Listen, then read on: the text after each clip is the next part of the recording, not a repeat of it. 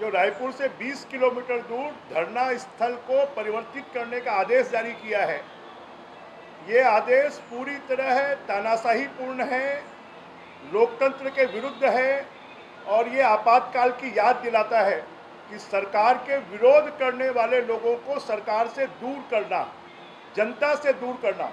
अगर बूढ़ा तालाब की जो रोड बंद की है, शायद ये इतिहास में पहली बार होगा, सरकारें नई सड़क बनाती है, सड़कों को बंद नहीं करती है। अगर वो सड़क चालू कर दें तो मुझे लगता है कि धरने के कारण जो जनता को समस्या हो रही है उस समस्या का समाधान हो सकता है। और धरना स्थल अगर परिवर्तित करना है तो शहर के ही किसी हिस्से में धरना स्थल को बनाया जाना चाहिए, जिससे कि जनता के बीच में अपनी बात को, अपने विरोध को, अपनी समस्याओं को लोग पहुंचा सकें। और ये भारतीय जनता पार्टी इसका पूरी तरह विरोध करती है। और धरना प्रदर्शन को लेकर जो इन्होंने एक 19 बिंदुओं का आदेश जारी किया है, उसके विरोध में भी पूरे छत्तीसगढ़ में सभी 30 जिलों में और भारतीय जनता पार्टी के कार्यकर्ता जनता को साथ में लेकर, सामाजिक संगठनों को साथ में लेकर जेल भरो आंदोलन करेंगे। देखिए, संगठन का काम ही है कि संगठन को टाइट करना, संगठन के लोगों से काम करना, ये स्वाभाविक प्रक्रिया है। अगर कांग्रेस के भी प्रभारी आते हैं तो वो भी काम की समीक्षा करते हैं, बीजेपी के प्रभारी आते हैं वो भी समीक्षा करते हैं। तो क्योंकि अब हम इस सरकार की उल्टी गिनती शुरू हो गई है और इसलिए संगठन में कसावट लाकर, संगठन को मजबूत कर 2023 में भारतीय जनता पार्टी की सरकार बनाना और भूपेश बघेल की जो नकारा सरकार है उस सरकार को उखाड़ कर फेंकना, उसकी कमजोरियों को जनता तक पहुंचाना, इसके लिए लगातार हमारी प्रभारी पुरेंदेश्वरी जी, हमारे संगठन महामंत्री शिव प्रकाश जी और सहायक प्रभारी जो है नितिन नवीन जी, ये लगातार समीक्षाएं कर जिलों का दौरा कर संभागों का दौरा कर पार्टी के संगठन को चाक चौबंद कर रहे हैं। उनकी नाराजगी जो है वो संगठन के लिए है और संगठन में कसावट लाने के लिए इस प्रकार की नाराजगी व्यक्त करना स्वाभाविक है। देखिए, पूरे देश के लिए प्रधानमंत्री जी एक चेहरा हैं और उनकी लोकप्रियता है, तो ये स्वाभाविक है। जिन राज्यों में मुख्यमंत्री होते हैं वहाँ पर मुख्यमंत्री के चेहरे पर चुनाव होता है, जिन राज्यों में मुख्यमंत्री नहीं होते हैं वहाँ पर पार्टी चुनाव लड़ती है और पार्टी का सबसे बड़ा चेहरा अगर कोई है तो नरेंद्र मोदी। वो स्वाभाविक चेहरे थे क्योंकि वो मुख्यमंत्री थे और इस समय क्योंकि कोई मुख्यमंत्री नहीं है, इसलिए भारतीय जनता पार्टी लगातार, नितिन नवीन जी ने भी इस बात को कहा है, पुरेंदेश्वरी जी ने भी कहा है कि भारतीय जनता पार्टी अब भारतीय जनता पार्टी के चेहरे पर चुनाव लड़ेगी, किसी व्यक्ति के चेहरे पर चुनाव नहीं लड़ेगी। देखिए, मुख्यमंत्री जी ने अब आपा खो दिया है।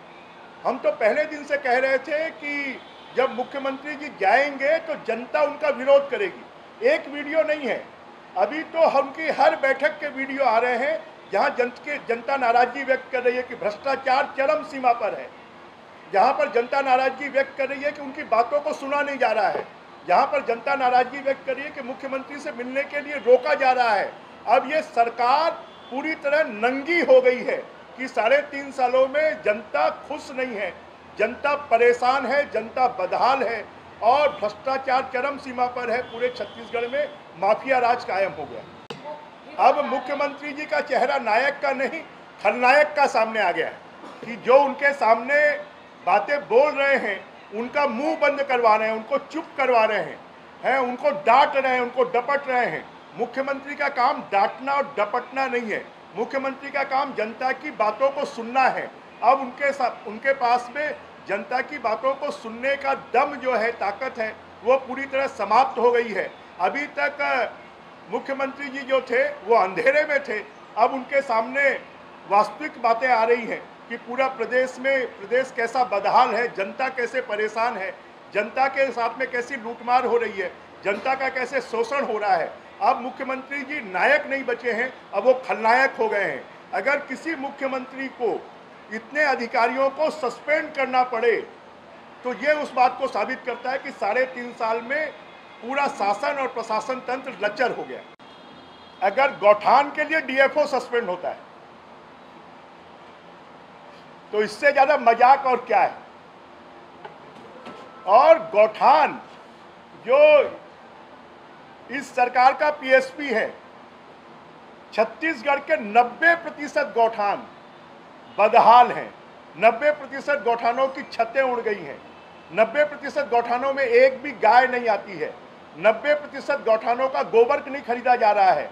जैसा मैंने पहले भी कहा था कि 25,000 लोगों का गोबर खरीदते हैं, उसमें 1,000 लोग जो हैं उनको 90% पैसा मिलता है और 24,000 लोगों को 10% पैसा मिलता है। तो सिर्फ कांग्रेसियों का गोबर खरीद रहे हैं। अब मुझे नहीं मालूम कि अब कांग्रेसी क्या गोबर भी पैदा करने लग गए हैं। देखिए, छत्तीसगढ़ के माइनिंग डिपार्टमेंट के पास में कोयले की खदानें हैं। उन खदानों को खोदने की बजाय उनको ठेके पर देना, अपने लोगों को उपकृत करना, इस पर सरकार चल रही है। जैसे आरी डोंगरी की खदान को किसी को टेंडर नहीं भरने दिया, सस्ते में बेच दिया। तो ये सरकार जो है, जो इनकी माइनिंग कारपोरेशन को कोयले की खदानें मिली हुई हैं, अगर उन्हीं कोयले की खदानों से छत्तीसगढ़ के उद्योगों को कोयला उपलब्ध करा दे, बिजली प्लांटों को, इनके लिए कैप्टिव माइंस इनको मिली हुई है छत्तीसगढ़ के पावर प्लांट को चलाने के लिए, उनकी खुदाई क्यों नहीं कर रहे हैं? उनके माध्यम से कोयला उपलब्ध क्यों नहीं करवा रहे हैं? जो लोहे की खदानें छत्तीसगढ़ माइनिंग कारपोरेशन को मिली हुई है, उसके माध्यम से छत्तीसगढ़ के इंडस्ट्रिस्ट को लोहा उपलब्ध क्यों नहीं करवा रहे हैं? उसको तो ब्लैक मार्केटिंग कर रहे हैं, अपने लोगों को फायदा पहुंचाने के लिए काम कर रहे हैं। आरी डोंगरी आपके पास में है कि आरी डोंगरी का जो लोहा है, जो बाजार में जिसका रेट 10,000 रुपये है, उसको 2,000 रुपये में बेच दिया इन्होंने। प्रभु राम पूरे देश के हैं, प्रभु राम पूरे हिंदुस्तान के हैं, प्रभु राम पूरे सनातन के हैं। परंतु मुझे लगता है कि अब कांग्रेस के लोग और मुख्यमंत्री जी सनातनी नहीं बचे और इसलिए राम को भी वो विभाजित करने की कोशिश कर रहे हैं। प्रभु राम जो हैं वो मर्यादा के प्रतीक हैं, प्रभु राम आदर्श के प्रतीक हैं। और प्रभु राम को ये कहना कि प्रभु राम को भारतीय जनता पार्टी दुरुपयोग कर रही है, अब तो प्रभु राम की शरण में कांग्रेस को आने के लिए मजबूर होना पड़ रहा है। प्रभु राम का जो स्वरूप चंदखुरी में बनाया है, जरा मुख्यमंत्री जी उसको जाकर देख लें कि प्रभु राम के स्वरूप को बिगाड़ने का काम कौन कर रहा है।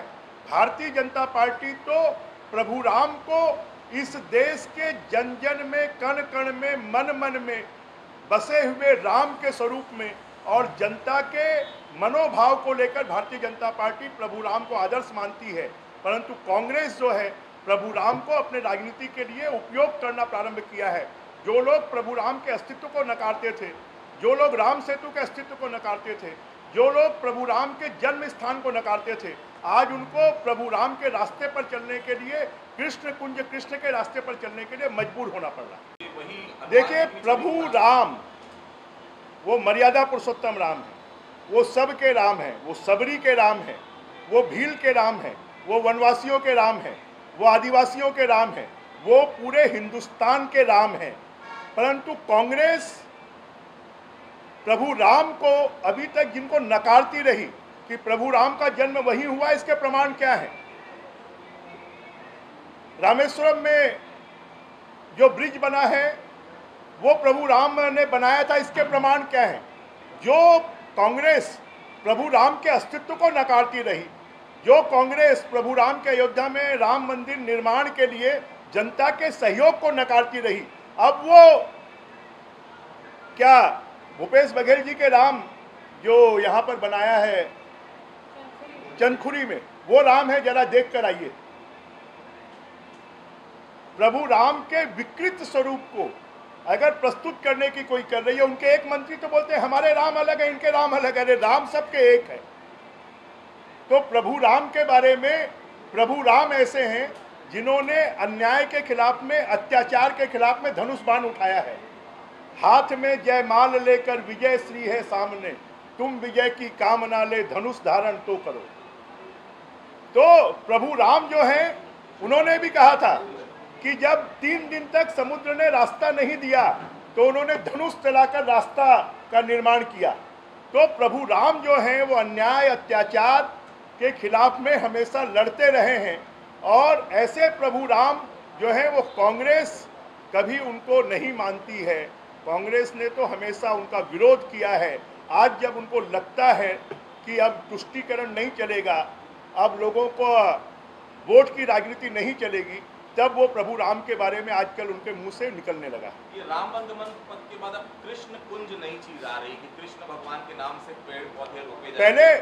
पहले राम वनगमन पथ तो बना दें, चंदखुरी में 11 करोड़ रुपए मंदिर के निर्माण में खर्चे हुए हैं और 7.5 करोड़ रुपए इवेंट कंपनी को दिए गए।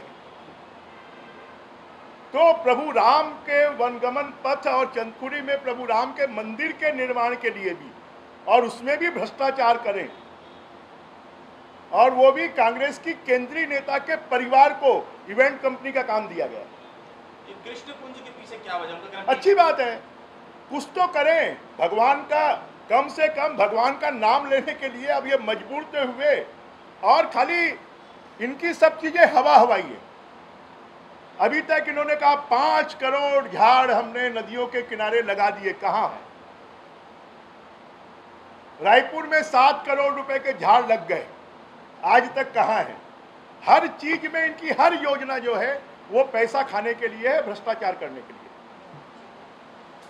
कम से कम मेरा इस सरकार से आग्रह है कि प्रभु राम और प्रभु कृष्ण के नाम से चलने वाली योजनाओं में तो भ्रष्टाचार और पैसा खाना बंद करें।